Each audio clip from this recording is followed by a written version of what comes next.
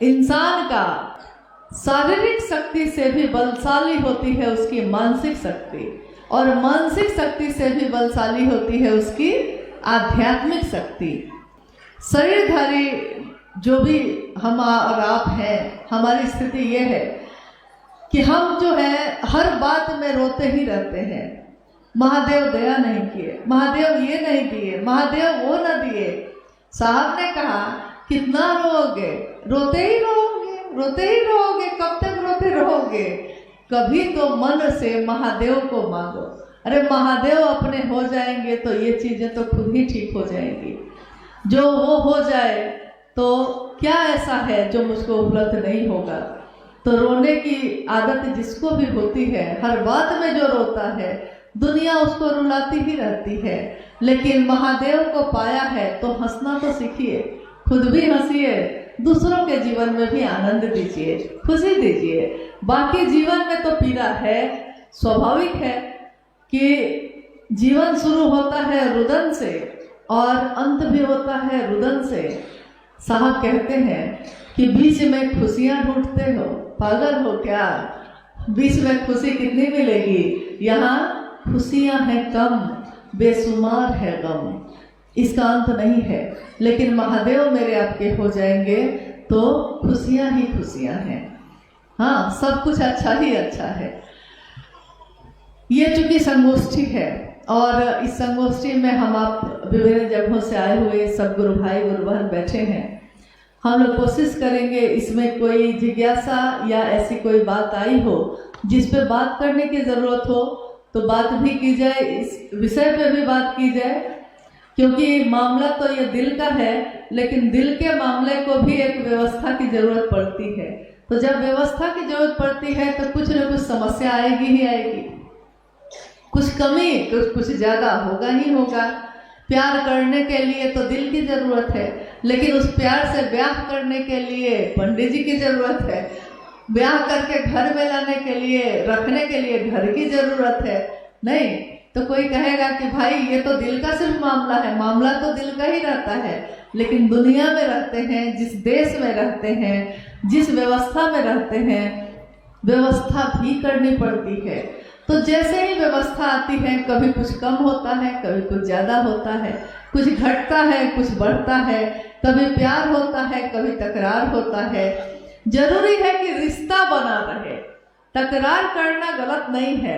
हम लोग गुरु भाई गुरु बहन जब महादेव के काम में चलते हैं तो सबका मन सबसे मिल जाए जरूरी नहीं है, यह हो भी नहीं सकता। हमारा आपका मन इतना अलग अलग है कि हम चाहे भी एक जैसा करना तो नहीं हो सकता। हमारे अंगूठे का निशान इतना अलग है कि इतने अरब लोग हैं दुनिया में, लेकिन किसी का निशान एक निशान से नहीं मिलता है।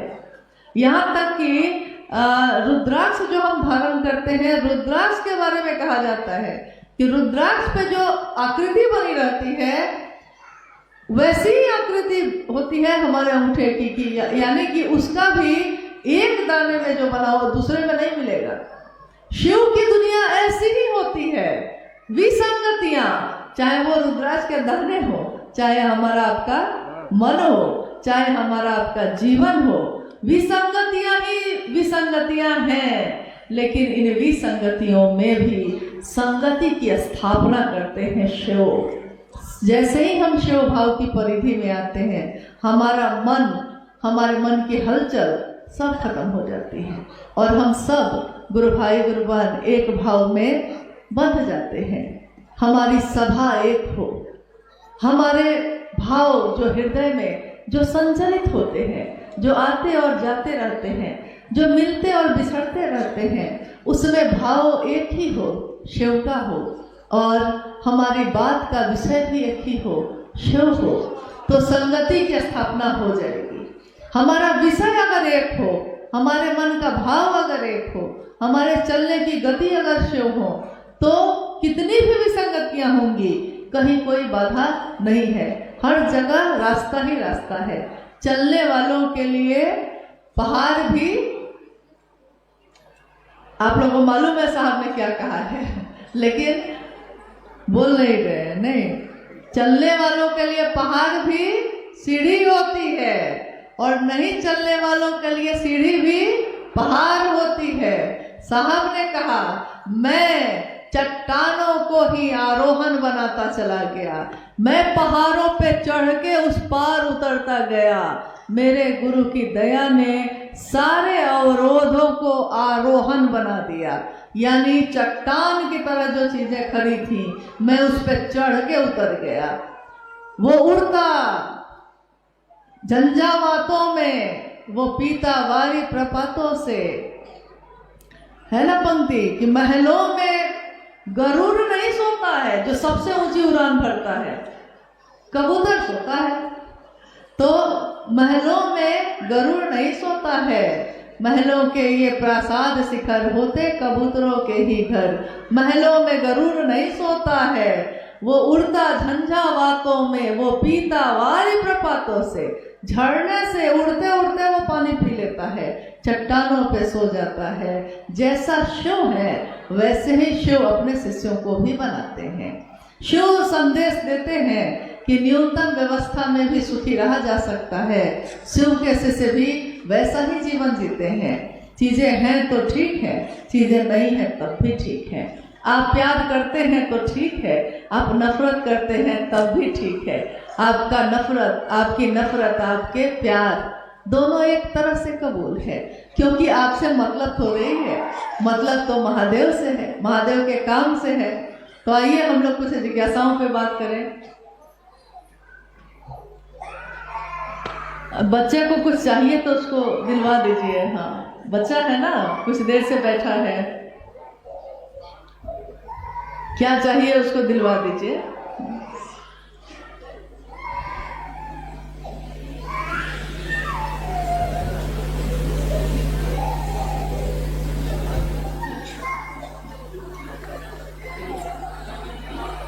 कोई बात नहीं, दीजिए, हम ही पढ़ लें।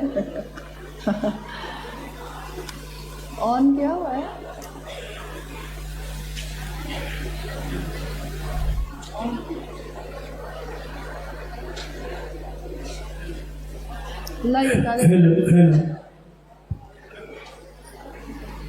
वैसे बहुत ऐसी जिज्ञासा आई है जिसका उत्तर अभी चर्चा के क्रम में लोगों को मिल गया होगा, लेकिन ये जिज्ञासा कुछ लोगों का कहना है कि साहब श्री ने अपना उत्तराधिकारी किसको बनाया? साहब श्री ने अपना उत्तराधिकारी किसको बनाया? देखिए, उत्तराधिकारी गुरु और शिष्य परंपरा में बनाया जाता है। यानी जो गुरु होते हैं, जब वो शरीर में होते हैं, गुरु, गौर कीजिएगा, गुरु की बात हो रही है। उत्तराधिकारी गुरु के रूप में अगर कोई होता है तो वो बनाता है। अब बताइए हमारे गुरु कौन है? बोलते ही नहीं आप लोग। गुरु कौन है? क्या गुरु की मौत हो गई? क्योंकि जन्म का पता नहीं है तो मौत का भी, मृत्यु का भी पता नहीं होगा। तो अगर शरीर में कोई नहीं रहेगा तब ना, वो तो शुरू से ही शरीर में नहीं है। हमारे गुरु शिव तो शरीर में है ही नहीं, तो उत्तराधिकारी बनने का साहस किसको है? किसी को नहीं है, जरूरत भी नहीं है। जब एक गुरु शिव है ही तो दूसरा उत्तराधिकारी यहाँ कौन है हिम्मत जिसको आ जाएगा? नहीं। हाँ, मानसिकता हो सकती है, बनना चाहते जरूर होंगे, क्योंकि ये तो शिव के समय भी हुआ था, कृष्ण के समय भी हुआ था। जब कृष्ण इस धरती पे आए थे तो उस समय भी एक वाकया है कि एक व्यक्ति जिसने शिव कृष्ण की तरह का ही सब कुछ धारण कर लिया और लोगों को कहने लगा कि वो जो कृष्ण है वो नकली है और मैं जो कृष्ण हूँ मैं असली हूँ। तो हुआ ये कि मामला लोगों के बीच बढ़ा, लेकिन जो सच है वही सच रहता है, जो झूठ है वही झूठ होता है। धीरे धीरे लक्षण बताने लगते हैं, आपके लक्षण ही बता देते हैं कि आप साधु हैं कि आप दुष्ट हैं। कपड़े आपने चाहे कुछ भी पहने हो, लेकिन लक्षण से पता चल जाता है। साधु तो मन होता है किसी का। यहाँ जिज्ञासा जो इन्होंने अभी की है कि साहब ने उत्तराधिकारी किसको बनाया है, तो उत्तराधिकारी वो होता है कि एक परिवार है बहुत बड़ा, और परिवार का जो मुखिया अगर शरीर में नहीं है तो परिवार में से किसी एक को चुन दिया जाता है। ये लौकिक चीजों के लिए, अपने परिवार को चलाने के लिए होता है, लौकिक परिवार को। लेकिन जब आध्यात्मिक परिवार की बात आती है, पारलौकिक जगत की बात आती है, और जगत गुरु और शिष्य की परंपरा की बात आती है, तब ये बात लागू नहीं होती है। और साहब को ये पता है कि ऐसा होगा ही होगा, क्योंकि जब माँ नीलम आनंद शरीर से शिवलीन हुई थी, तब भी कुछ लोगों ने ये कहना शुरू किया था कि माँ ने, दीदी ने अपनी ऊर्जा का संचरण मुझ में कर दिया तो मुझ में कर दिया, ऐसा लोग बोलने लगे। कुछ लोग बोलने लगे, जो नजदीक बैठते थे उसमें से कुछ लोग बोलने लगे। तो जब साहब को ये पता चला तो उन्होंने इन बातों पे लोगों को समझाया भी, जागरूक भी किया। लेकिन उनको ये पता है कि शरीर का अंत तो होगा ही होगा, तो शरीर का अंत होगा और लोगों के अंदर की ये मानसिकता फिर से प्रबल होगी कि मैं ही साहब बन जाऊं, मैं ही दीदी बन जाऊं, मुझको ही बस चले तो मैं ही शिव बन जाऊं। तो बस चलता इसलिए नहीं है क्योंकि शिव जो है वो तो क्या कहते हैं उसको, कौन है, नाग गले में वासुकी ना हाँ, वासुकी को धारण करते हैं, ठीक है। जो प्रचंड जहर को रखने वाले हैं, गले में धारण करने वाले हैं, तो शिव बनने के लिए तो वो सब धारित करना पड़ेगा। तो शिव बनने में थोड़ी घबराहट होती है, बाकी चीज बनने में लगता है कि आराम होगा। लेकिन क्या साहब बनना इतना आसान है? क्या टोपी पहनने से साहब बन जाएंगे? क्या उनके जैसे बैठकर चर्चा करने के तरीके से साहब बन जाएंगे? जो बनना चाहते हैं उनके जैसा, तो मन को बनाना होगा, हमारा हृदय उनके जैसा बने, हमको मेरे मन में उनका दर्शन हो, ऐसा बनना होगा। लेकिन अगर बाहरी चीजों से बनना चाहते हैं, तब तो आइए उन सारी चीजों से गुजरना होगा जिन चीजों से साहब श्री गुजरे हैं। तो चलिए सबसे पहले शमशान में जाइए और 14 साल तक अनेक गुरुओं को पहले गुरु बनाइए। शमशान में अगर जीवित बच गए तो कब्रिस्तान में आइए, कब्रिस्तान में अगर जीवित बच गए तब कुल कुंडली जगाइए। पहले कुल कुंडली जगेगा तभी ना, मतलब असंभव है। एक सांचा बनाकर शिव ने खुद ही तोड़ दिया। चांद भी सोचता होगा कि किसको बनाया है महादेव ने, नहीं, क्योंकि इसके जैसा हंसी कोई और है नहीं, इतनी सुंदर मूर्ति कोई और है नहीं, ऐसा शिव का शिष्य धरती पे उतरा ही नहीं जिसने जगत का भला सोचा हो, जिसने सबके लिए अच्छा सोचा हो, सबके लिए शुभ सोचा हो। तो ऐसा तो कोई दूसरा बन नहीं सका। कहते हैं महादेव ने बनाया होगा और सांचा ही तोड़ दिया होगा कि दूसरा कोई बन भी ना सके, बन भी नहीं सकेगा। और साहब चाहते भी नहीं हैं कि कोई दूसरा साहब बन जाए। साहब चाहते हैं कि सब शिव ही बन जाए। तो बनिए शिव, पीजिए जहर, दूसरों के हित का। उठ गया त्रिशूल चक्र पे, उठाइए अपना त्रिशूल, चक्र पे चलाइए। इतना आसान नहीं है। इन बातों का कोई मतलब नहीं है। कुछ बोलना है इसलिए बोले जा रहे हैं, कुछ कहना है इसलिए कहे जा रहे हैं, लेकिन कहाँ कह रहे हैं, किसको कह रहे हैं, क्यों कह रहे हैं? आप भी चर्चाएं करते होंगे, आप भी जाते होंगे, आपके बच्चे भी महादेव की बात करते होंगे। जो शिव के शिष्य हैं उनकी परिधि में जो मन से रहा होगा वो शिव का शिष्य तो हुआ ही होगा, उससे कम क्या होगा। लेकिन उनके मन की परिधि में जो रहा होगा सो हुआ होगा। जो रहा ही नहीं, शरीर से रहने से क्या होता है, शरीर से कोई बैठा भी तो क्या होगा, लेकिन मन अगर नहीं आया तो कोई फायदा नहीं है। आप में से कितने लोग साहब से शरीर में मिलते रहे? बहुत कम लोग मिले होंगे। लेकिन एक भी व्यक्ति ऐसा नहीं है जो ये कहे कि मैंने साहब श्री का दर्शन नहीं किया है या मेरे मन में साहब से मिलने का अनुभव नहीं किया है। मिलता ही मिलता है वो। कितनी घटनाएं, कितनी चीजें ये बताती हैं। शिव शिष्यता में देखिए एक अद्भुत बात है। जैसे ये जिज्ञासा आई है, तो इस जिज्ञासा का अंत तो मुझको लगता है कि आज कम से कम हो ही जाना चाहिए। अब बहुत हो गया, क्योंकि शिव शिष्यता में उत्तराधिकारी का मामला न पहले कभी था, न होगा, न है। गुरु शरीर में नहीं है तो उत्तराधिकारी का कोई मामला ही नहीं बनता है।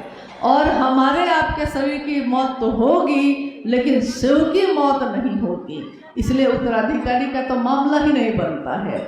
अब रही बात कि शिव शिष्यता में तब ऐसा क्या हो रहा है जब इस तरह की बातें उठ रही हैं या उठती रही हैं।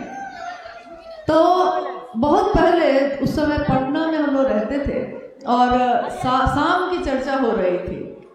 एक गुरु भाई ने साहब श्री से पूछा, उस दिन जो घटना हुई, एक गुरु भाई ने साहब से पूछा, साहब मेरी जिज्ञासा है कि जब भी कोई शरीर में आया है, ये बहुत महत्वपूर्ण उत्तर दिया था साहब ने। उसने जिज्ञासा थी कि जब भी कोई शरीर में आया है और जब वो शरीर से चला गया, तो जब तक वो शरीर में था उसके बाद पे चलने वाले लोग एक बनकर चलते रहे, लेकिन जब शरीर से वो हटे, शरीर हटा, ऊर्जा तो है, शरीर हटा, तो 2 भाग और 3 भाग में हो गए।